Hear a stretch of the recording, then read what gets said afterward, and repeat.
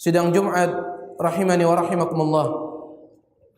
Di antara akidah Ahlus Sunnati wal Jamaah adalah meyakini bahwasanya para sahabat adalah manusia yang paling mulia setelah Rasulullah sallallahu alaihi wasallam.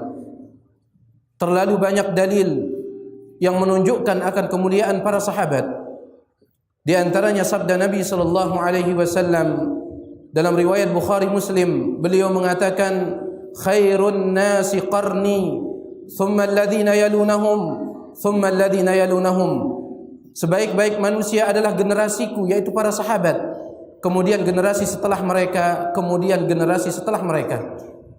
Bahkan saking mulianya para sahabat, amalan sedikit yang mereka lakukan itu pahalanya lebih besar daripada amalan besar yang dilakukan oleh selain mereka. Dalam hadis yang diriwayatkan oleh Imam Muslim, Nabi sallallahu alaihi wasallam mengatakan, la tasubbu ashabi, la tasubbu ashabi, la tasubbu ashabi.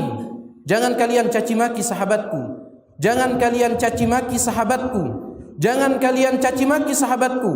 Fa walladzi nafsu Muhammadin biyadihi, karena sesungguhnya demi Allah yang jiwa Muhammad berada di tangannya, lau anna ahadakum anfaqa mithla Uhudin dhahaban ma balagha mudda ahadihim wala nasifah. Seandainya salah seorang di antara kalian berinfak, bersedekah dengan menggunakan emas sebesar gunung Uhud, pahalanya tidak akan bisa sama dengan sedekah sahabatku meskipun mereka bersedekah hanya dengan 1 mud atau setengah mud. Itulah kemuliaan para sahabat. Apa yang membuat para sahabat mulia? Disebutkan oleh banyak para ulama, ada banyak sifat-sifat yang membuat para sahabat menjadi mulia di mata Allah Subhanahu wa taala. Namun ada beberapa sifat yang sangat menonjol yang patut untuk kita ikuti supaya kita bisa menjadi manusia mulia juga di hadapan Allah Subhanahu wa taala. Di antara sifat yang sangat menonjol yang ada pada para sahabat, yang pertama adalah kecintaan mereka yang sangat besar kepada Allah Subhanahu wa taala dan Rasulnya. Tidak diragukan lagi mereka adalah manusia yang paling cinta kepada Allah Subhanahu wa taala. Buktinya sangat banyak sekali, di antaranya adalah peristiwa hijrah. Peristiwa hijrah adalah peristiwa yang sangat besar. Yang namanya hijrah demi Allah adalah perbuatan yang sangat berat. Seseorang dituntut meninggalkan tanah kelahirannya, itu sangat berat. Seseorang dituntut meninggalkan keluarganya, itu sangat berat. Seseorang dituntut untuk meninggalkan hartanya, itu sangat berat. Tetapi para sahabat lakukan demi cinta mereka kepada Allah Subhanahu wa taala. Bilal yang di kota Makkah, dia adalah seorang budak yang tidak memiliki apa-apa dan tidak memiliki siapa-siapa. Di kota Makkah Bilal hanya disiksa dan disiksa oleh majikannya. Akan tetapi ketika Bilal hijrah ke kota Madinah, ketika Bilal sakit, yang selalu dia sebut-sebut adalah sebuah rerumputan yang menjadi ciri khas kota Makkah. Artinya dia rindu ke kota Makkah, padahal di kota Makkah dia hanya disiksa. Itulah beratnya meninggalkan tanah kelahiran. Suhaib Ar-Rumi, seorang sahabat yang berasal dari Romawi, ketika dia datang ke kota Makkah, dia datang tidak membawa apa-apa, dalam kondisi miskin. Kemudian di kota Makkah dia berbisnis, akhirnya dia menjadi salah seorang manusia yang kaya di kota Makkah. Ketika Islam masuk ke dalam hatinya, maka datang panggilan untuk berhijrah. Suhaib Ar-Rumi ingin berhijrah. Apa kata orang-orang Quraisy? Wahai Suhaib, engkau datang ke kota Makkah dalam kondisi miskin. Sekarang engkau memiliki harta yang sangat banyak dan engkau keluar ingin membawa hartamu tersebut. Engkau tidak bisa keluar dengan membawa hartamu itu, tidak bisa. Engkau harus keluar dari kota Makkah sebagaimana engkau masuk. Sebagaimana engkau masuk dalam kondisi miskin, keluarlah dari Makkah dalam kondisi miskin. Baru kami izinkan. Kata Suhaib Ar-Rumi, apakah betul kalian akan mengizinkan saya hijrah kalau saya serahkan semua harta saya? Orang Quraisy mengatakan betul. Suhaib Ar-Rumi mengatakan, saya jadikan Allah sebagai saksi saya. Semua harta saya berikan kepada kalian. Yang penting kalian izinkan saya berhijrah. Cinta mereka kepada Allah Subhanahu wa taala. Begitu pula cinta mereka kepada Nabi alaihi salatu wassalam. Tidak bisa diragukan lagi. Apabila Anda membaca kitab-kitab sejarah, akan Anda temukan banyak sekali ucapan para sahabat yang mengatakan, "Ya Rasulullah, fidaka abi wa ummi," wahai Rasulullah, aku jadikan bapakku, ibuku sebagai tebusan untuk Anda. Yang penting Anda selamat, bapak saya, ibu saya sebagai tebusan tidak menjadi masalah. Ini bukanlah ucapan gombal para sahabat, tetapi ini ucapan cinta yang telah mereka buktikan. Salah seorang sahabat yang bernama Khubayb bin Adi radhiyallahu taala anhu, suatu ketika dia ditangkap oleh orang-orang Quraisy, kemudian dia disiksa, dia akan dibunuh. Faja'alu yumathilunahu. Kemudian orang-orang Quraisy mulai memutilasi tubuhnya Khubayb bin Adi padahal dia masih hidup. Dia masih hidup, tubuhnya dipotong-potong, telinganya dipotong, jarinya dipotong, kemudian perutnya ditusuk dalam kondisi dia hidup-hidup. Kemudian orang-orang Quraisy mengatakan, "Ya Khubayb, aturidu an yakuna Muhammadun makanaka wa anta najin?" Apakah engkau ingin selamat, kami bebaskan, tetapi syaratnya engkau bawa Muhammad untuk kami siksa seperti ini? Perhatikan jawaban Khubayb, seorang sahabat yang sangat cinta kepada Nabi SAW. "Wallahi la akunu aminan wadi'an fi ahli wa waladi wa anna Muhammadan yukhadhu bisyauka." Demi Allah, seandainya aku mendengar berita bahwasanya kaki Nabi Muhammad tertusuk oleh duri, maka aku tidak bisa hidup tenang dan nyaman bersama anak istriku. Jangankan kalian perlakukan seperti ini, sampai dia menghembuskan napas yang terakhir. Itulah sifat yang sangat menonjol di kalangan para sahabat.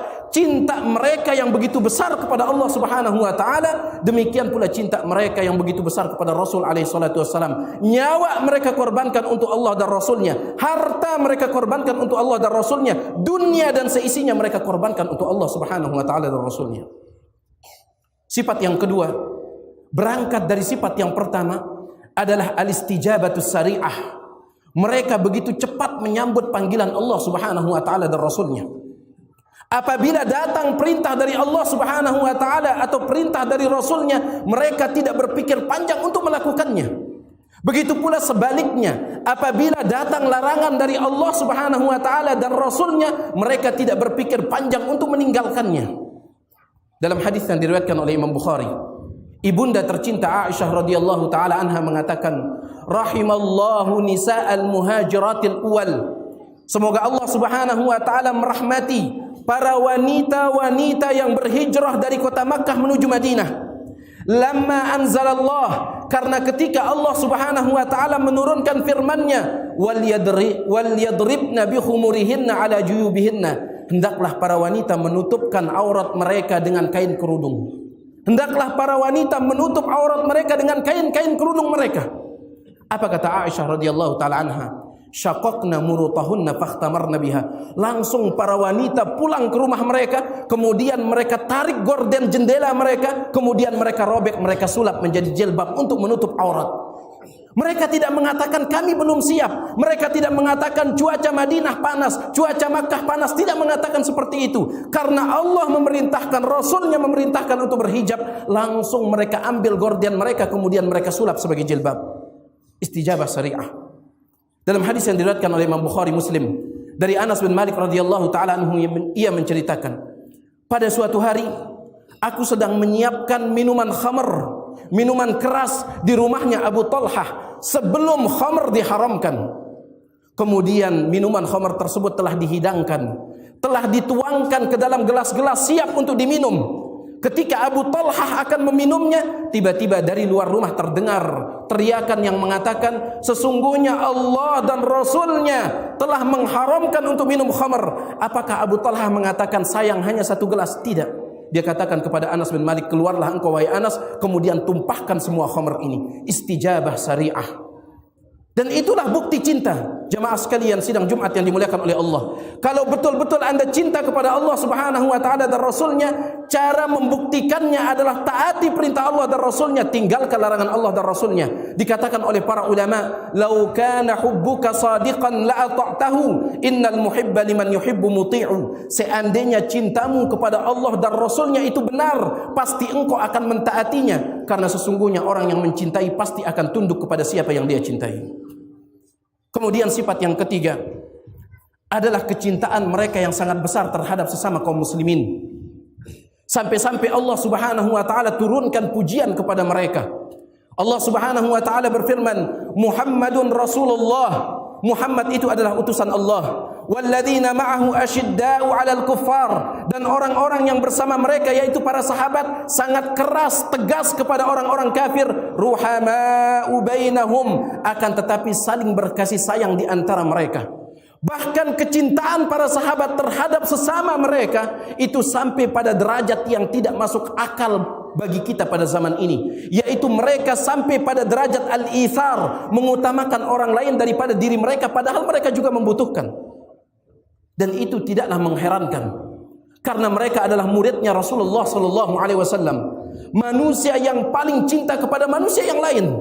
Disebutkan dalam hadis riwayat Imam Bukhari dari Sahal bin Sa'ad As-Sa'idi radhiyallahu taala an, suatu ketika ada seorang wanita datang membawa sebuah kain yang dia tenun dengan tangannya. Kemudian kain tersebut dia bawa sebagai hadiah untuk Nabi alaihi salatu wasallam. Fa akhadhaha an-nabiy sallallahu alaihi wasallam muhtajan ilaiha.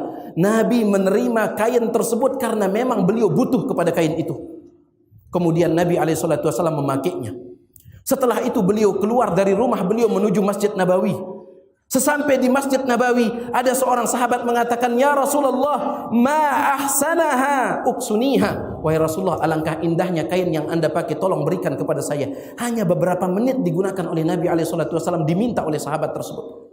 Apa kata Nabi SAW? Naam, baiklah, aku akan berikan kepadamu. Nabi langsung pulang ke rumah beliau. Beliau lepaskan kain tersebut, kemudian beliau lipat, kemudian dikirimkan ke sahabat itu. Inilah al-ithar, mengutamakan orang lain dalam urusan dunia meskipun kita juga butuh. Ini Nabi SAW. Maka para sahabat sebagai murid beliau juga mencontohkan. Sampai Allah Subhanahu wa taala puji para sahabat, wa yu'thiruna ala anfusihim walau kana bihim khasasah. Mereka mengutamakan orang lain daripada diri mereka meskipun mereka juga butuh. Wa may yuqa syuhha nafsihi fa ulaika humul muflihun. Barang siapa yang Allah jaga dari sifat pelit, maka mereka adalah orang-orang yang beruntung. Kemudian sifat berikutnya yang sangat mencolok dari para sahabat yang membuat mereka menjadi manusia-manusia mulia di sisi Allah adalah mereka adalah manusia-manusia yang ketika jatuh dalam kesalahan mereka segera kembali kepada kebenaran. Mereka tidak gengsi. Disebutkan oleh Imam Ibnu Katsir rahimahullah di dalam Musnadul Faruq, beliau menceritakan tentang Umar bin Khattab radhiyallahu taala an. Ketika Umar bin Khattab menjabat sebagai khalifah, maka Umar bin Khattab mengumpulkan semua rakyatnya. Kemudian beliau naik ke atas mimbar dan berkhutbah. Di dalam khutbahnya dia mengatakan, "Wahai rakyatku, siapa di antara kalian yang ingin menikah sejak hari ini, maka mas kawinnya tidak boleh lebih dari 400 dirham. Mas kawinnya tidak boleh lebih dari 400 dirham." Kemudian setelah itu Umar bin Khattab turun dari atas mimbar. Langsung beliau disambut oleh seorang nenek tua, mengatakan, "Ya Amirul Mukminin, wahai Amirul Mukminin, wahai raja, apakah Anda membatasi mas kawin padahal Allah Subhanahu wa taala tidak pernah membatasinya? Berani-beraninya Anda membatasi mas kawin yang tidak dibatasi oleh Allah Subhanahu wa taala?" Umar bin Khattab mengatakan, di mana Allah tidak membatasi mas kawin tersebut? Wanita tua tersebut mengatakan di dalam surah An-Nisa, Allah Subhanahu wa taala mengatakan, "Wa in aradtum istibdala zawjin makana zawjin wa ataitum ihdahunna qintaran fala ta'khudhu minhunna syai'a." Apabila kalian ingin mengganti istri kalian, artinya kalian ceraikan istri pertama, kalian ingin menikah dengan istri yang kedua. Kemudian ketika kalian ceraikan istri yang pertama, dahulu kalian menikahi istri yang pertama dengan mas kawin berupa kintor. Kintor kata para ulama tafsir, harta yang banyak yang tidak ada batasannya. Ketika kalian ceraikan istri kalian yang telah kalian berikan harta yang banyak tersebut, maka jangan kalian tarik kembali harta tersebut. Allah mengatakan mas kawin itu berupa kintor, harta yang banyak yang tidak ada batasannya. Kenapa Anda berani membatasinya, wahai Amirul Mukminin? Apakah Umar bin Khattab karena dia seorang raja dia gengsi menerima kebenaran tersebut? Tidak. Langsung dia mengatakan, "Astagfirullah, kullun nas afqahu min Umar." Aku memohon ampunan Allah, ternyata semua manusia lebih hebat daripada Umar bin Khattab. Langsung dia naik ke atas mimbar mengatakan, "Wahai rakyatku, aku ralat pidatoku. Siapa di antara kalian yang ingin menikah dan memberikan mas kawin lebih dari 400 dirham, maka silahkan. Sesungguhnya Allah Subhanahu wa taala tidak membatasinya." Itulah dia 4 sifat yang sangat mencolok dari para sahabat, dan masih banyak lagi sifat-sifat mereka yang lain yang membuat mereka mulia di sisi Allah Subhanahu wa taala. Aqulu qauli hadza wa astaghfirullah li wa lakum wa li jami'il muslimina wal muslimat fastaghfiruhu innahu huwal ghafurur rahim.